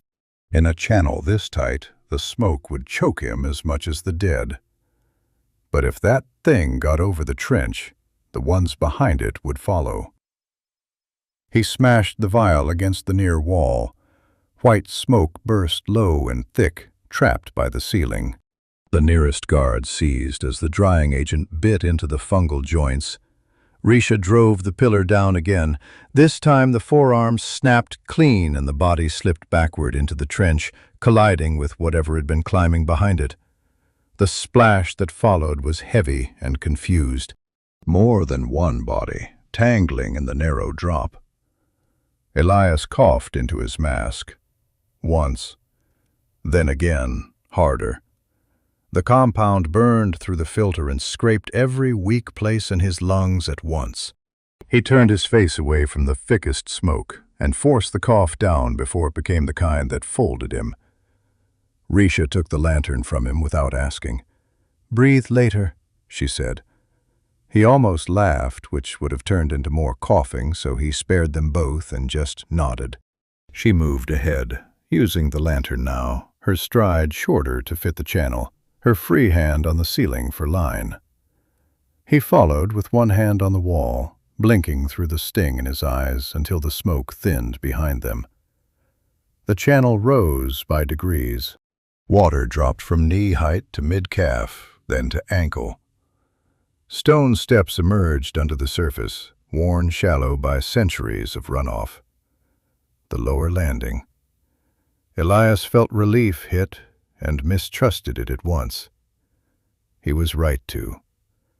The landing ended in a wall of root. Not the calcified seal from the hall. This was older and wetter. A woven mass of thick fungal cords spilling down from the stairwell above, knotting across the rise like a fallen curtain. Water ran through it in silver threads. The roots pulsed when the lantern light touched them. Risha set the lantern on a step and pressed the pillar into the mass. The roots gave a little, then tightened around the stone as if testing it. Behind them, the splashing resumed. Elias looked from the root wall to the narrowing channel below. Their smoke had bought seconds, not safety. The dead were coming through the trench, and now the stair itself was barred by living growth. He reached into the satchel again and felt the last sulfur vial against his palm. Risha heard the glass click and looked at him. "That all?" she asked. "Yes." She nodded once and set both hands on the pillar. "Then make it count." Below them, in the dark of the channel, bronze scraped stone again. Elias weighed the last sulfur vial in his palm and knew it would not be enough. The root wall on the stair landing did not behave like an infection on skin or armor. It had depth, layers. The outer cords looked wet and pliant, but deeper in, the mass thickened into a packed core that had grown around the stairwell itself. Sulfur would burn a hole the width of a hand and then die there. He needed force now, dry force, heat, shock. Something that would make the whole structure fail at once instead of teaching it how to heal around a wound. Behind them, the dead kept coming. He crouched on the step and opened his satchel across his knees. The lantern beside Risha threw hard light over glass, cloth, and metal, over the familiar order he had built with his own hands years ago because a man with bad lungs could not afford to fumble when the air turned wrong. No saltpeter left. No alcohol worth naming. One smoke compound, the sulfur. His surgical kit, a waxed pouch of raw phosphorus scrapings wrapped in bladder skin to keep damp out. He had nearly forgotten it was there, not because it was useless, because he had packed it for hinges. He looked at the stair wall, then at the water running through the roots, then at the broken channel below, where bronze scraped stone, and the splashing grew steadier with every second. The landing floor smelled wrong now that he noticed it. Not only rot and wet fungus. There was a deeper note under it, sour and trapped. The breath of old water sealed too long beneath stone. Methane. The thought settled in him with the cold clarity of diagnosis. The flooded underrun had held gases for years. The root mass had sealed the stairwell enough to trap them in pockets. Break the right place. Direct the heat inward. Dry the cords at the core before the surface could swell and smother the flame. He moved fast then, not from courage, but because the arithmetic had become simple. He passed the sulfur vial to Risha and pointed to the lower left side of the root wall, where the runoff had carved a shallow groove into the cords. She read the gesture at once. No questions. She uncorked the sulfur and poured a narrow line into the groove. The roots recoiled, writhing inward, opening a dark slip no wider than 2 fingers. That was enough. Elias pulled the phosphorus pouch free and set it on the step.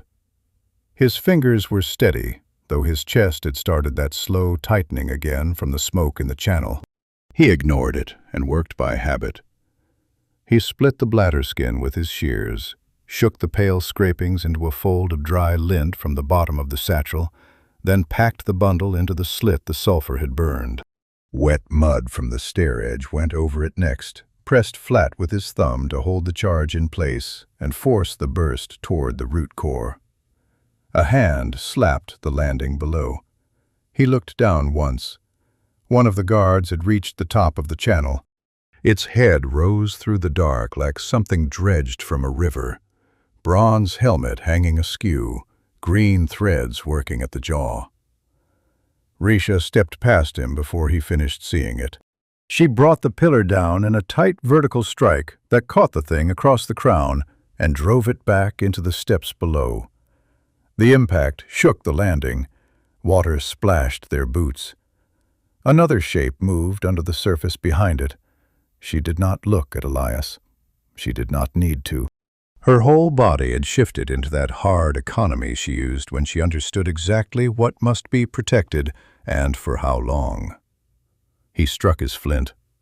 The first spark failed. His thumb had gone slick with mud. He wiped it on his coat and struck again.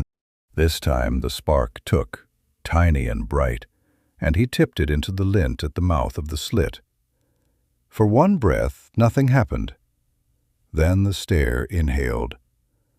The blast came inward with a white crack that flattened the lantern flame and punched hot air against Elias's mask hard enough to stagger him. The mudcap held just long enough to force the ignition into the root core. Light flashed through the woven cords from within. Not fire traveling over a surface. Fire caught inside structure. The whole mass dried in an instant, every wet strand turning brittle before the colony could flood it again. Risha moved before the sound finished.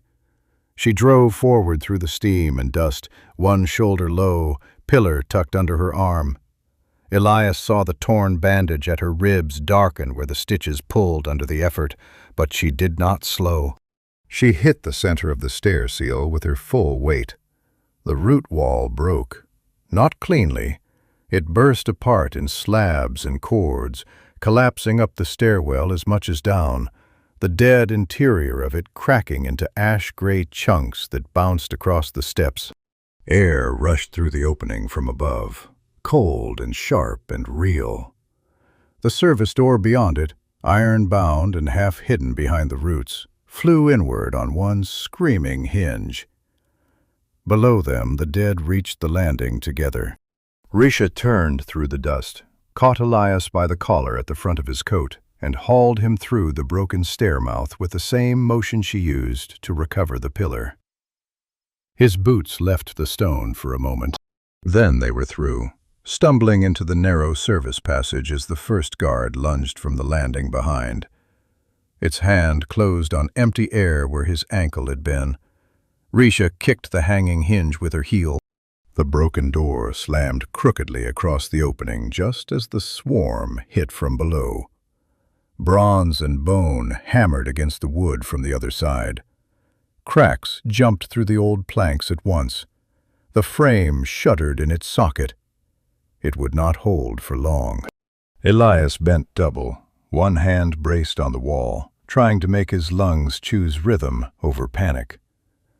The new air helped and hurt at the same time, cold enough to bite, clean enough to remind his body what it had been missing for too many hours. Risha stood over him in the cramped passage, chest heaving once, then settling. Dust clung to her face and to the torn edge of the bandage under her breastplate. Behind her, the door boomed again under another impact, then again, each strike louder than the last. The passage ahead sloped upward into darkness. At the far end, faint as a memory, night wind moved. The wind smelled of rain and leaf rot. Elias lifted his head toward it before he meant to. His body found the scent first, sorting it from dust, mold, old wood, and the hot residue still clinging to the back of his throat from the blast. Clean air did not belong underground. It came down the passage in thin, uneven pulls. enough to stir the lantern flame and make the skin at the edge of his mask prickle. Behind them, the door took another hit. The sound no longer carried the hard shape of single bodies striking wood. It had become a massed impact now, many frames throwing themselves against the broken planks at once. Each blow drove a tremor through the narrow passage floor. Fine grit spilled from the mortar joints overhead. The old service stair had survived centuries by being forgotten. It did not know how to survive attention. Risha looked back once, not with fear, but with the same quick accounting she brought to every bad threshold. The hinge had bent. The door sat crooked in the frame, held more by pressure than by craft. Cracks had spread through the planks, where bronze hands and skulls kept battering from the other side. On the next good hit, maybe the one after, it would fail. Elias straightened from the wall. His lungs protested, tight and hot, but they had air now, and air changed the terms of every argument a body had with pain. He picked up the lantern from where it had fallen on its side and adjusted the wick lower. No point wasting oil when the passage itself was climbing toward darkness that felt different from crypt dark. Thinner, looser, a dark with weather in it. They started up.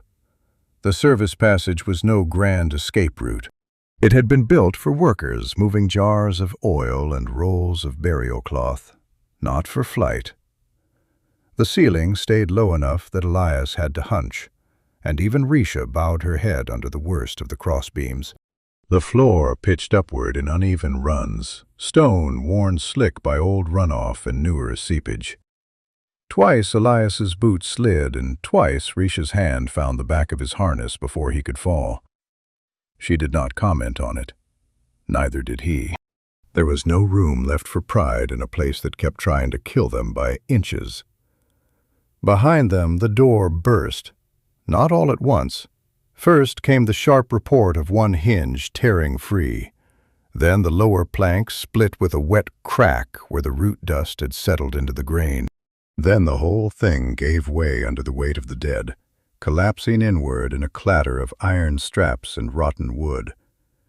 The noise filled the service stair, rolled up the walls, and turned the narrow space behind them into a funnel for pursuit. Elias did not turn. He had spent too many hours below ground to waste vision on the exact shape of what was chasing him. Sound was enough. He heard the scrape of bronze against stone, the broken rhythm of too many feet finding the same stair at once, and beneath it all, the dry clicking of the colony driving them upward like tools. "Faster," Risha said. He almost answered that he was already moving as fast as his lungs allowed, but the words would have cost breath he could spend on climbing. So he kept the lantern high and kept going. The passage bent left, then rose in a final run toward a square of dim gray ahead. Not lantern light.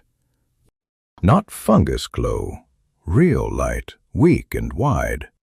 A hatch opening stood at the top, half blocked by roots that had pushed in from outside. But these were ordinary roots, fed by soil and rain instead of the colony's hunger. Risha saw the difference at the same moment he did. She shifted the pillar to both hands and drove it upward into the blockage. Wet earth broke loose. Root strands snapped.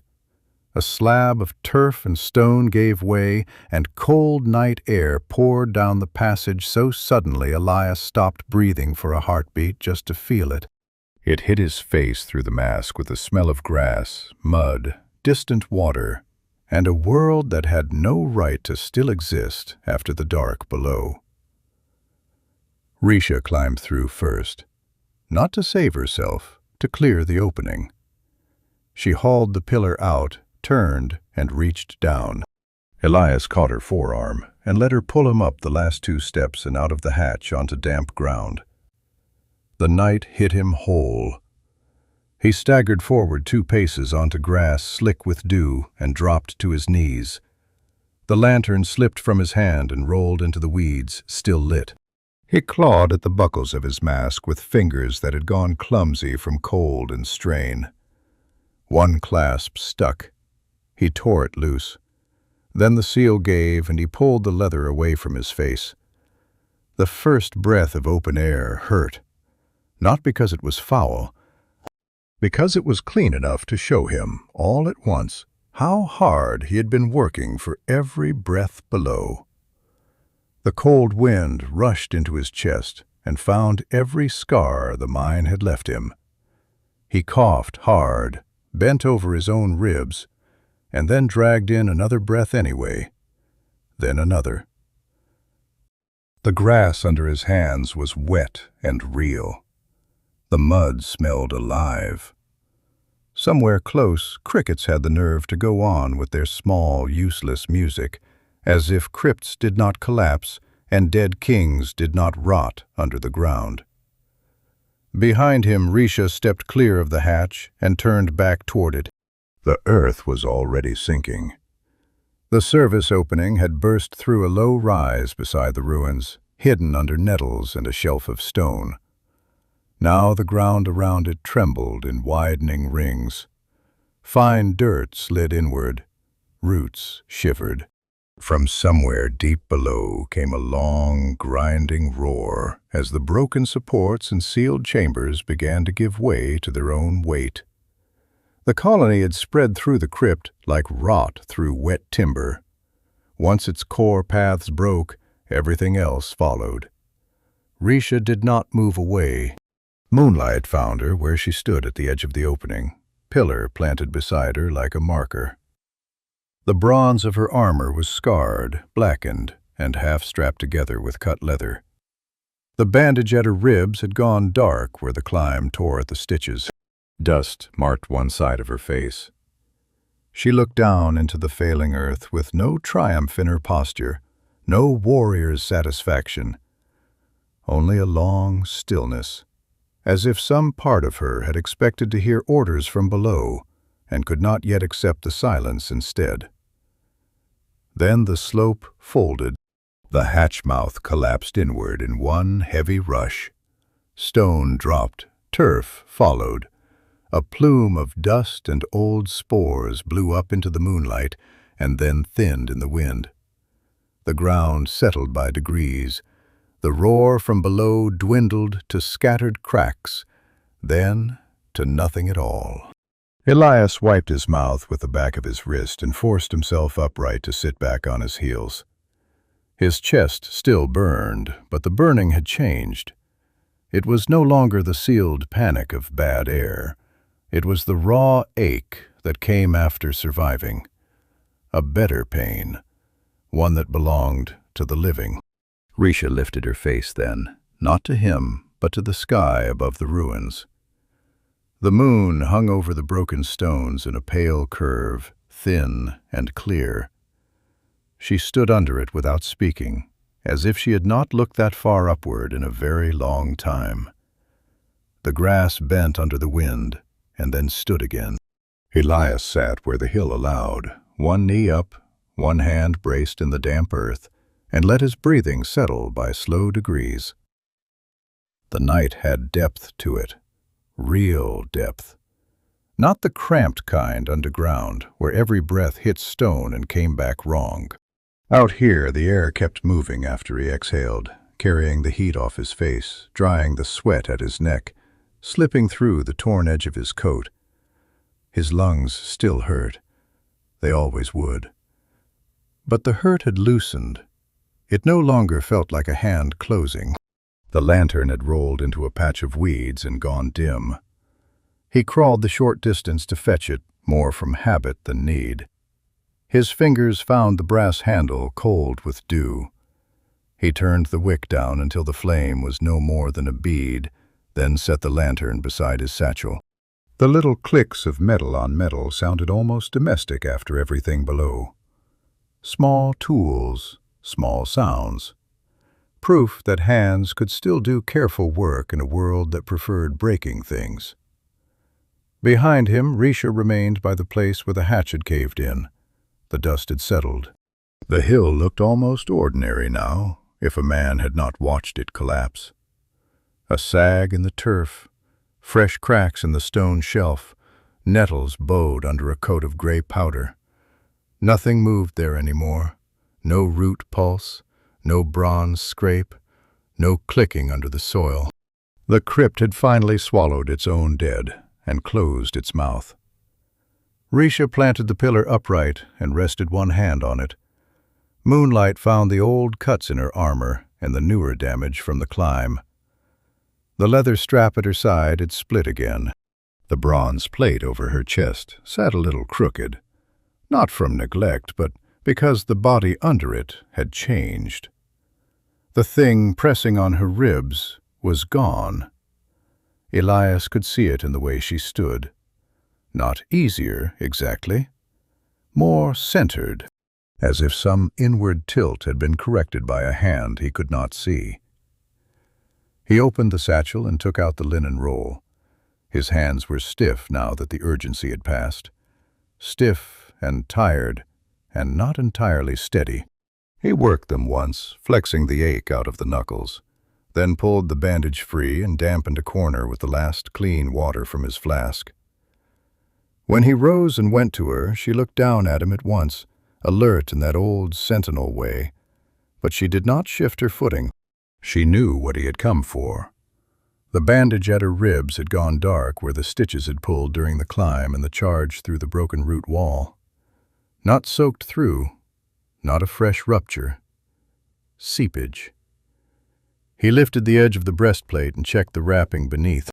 The linen was warm from her skin and gritty with dust.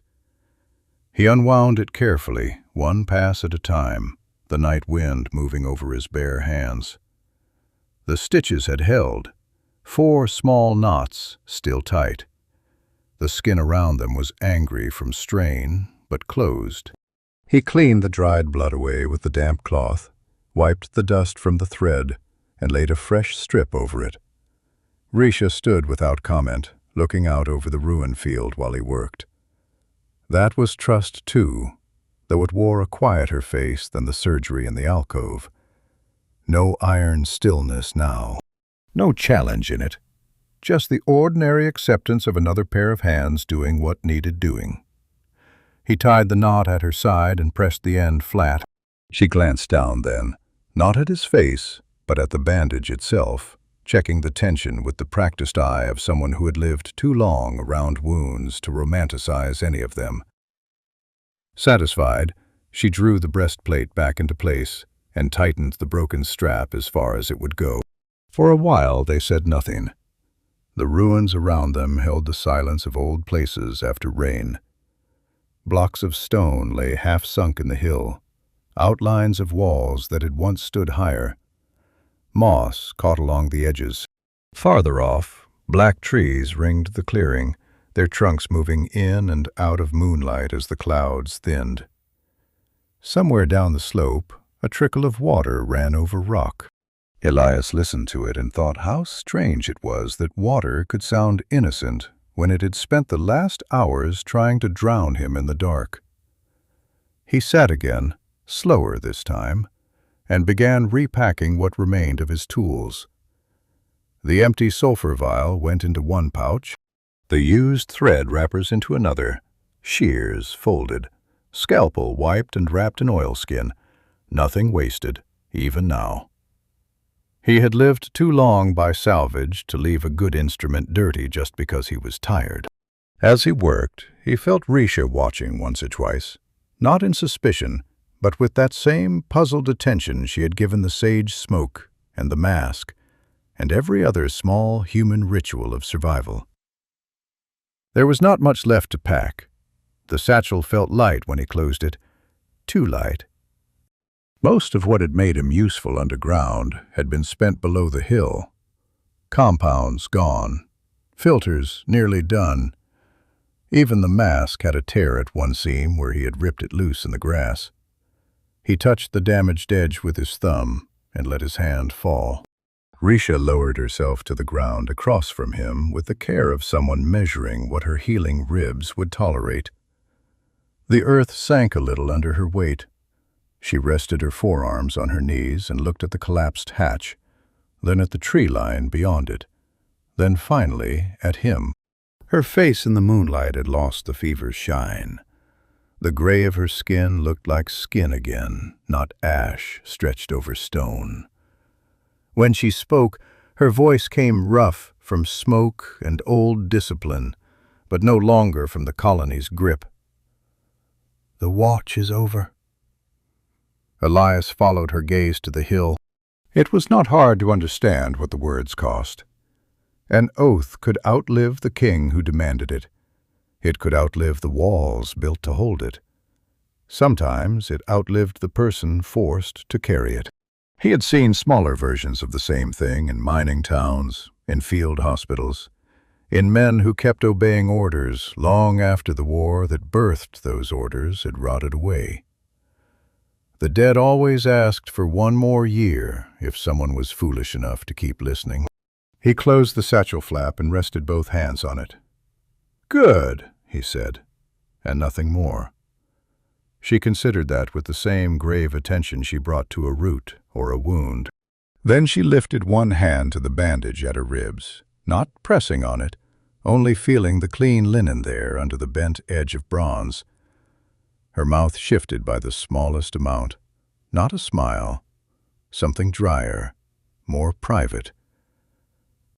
The wind moved again, carrying the smell of wet grass down from the slope and the colder scent of open country beyond the ruins.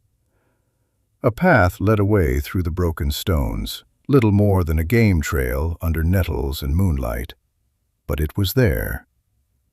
Elias looked at it, then at the satchel, then at the woman who had spent too many years standing in the same patch of dark for the sake of bones that were now dust beneath a fallen hill. He got to his feet with a wince he did not bother hiding. Risha rose after him and pulled the pillar free of the ground. For a moment they stood side by side, facing the path, neither hurrying to claim what came next. The night did not offer promises. It offered distance, weather, sore lungs, half-broken armor, and the practical problem of where to sleep before dawn. That was enough. More than enough. Elias lifted the lantern. Risha adjusted the strap across her chest. Then they left the buried crypt behind and walked into the wind.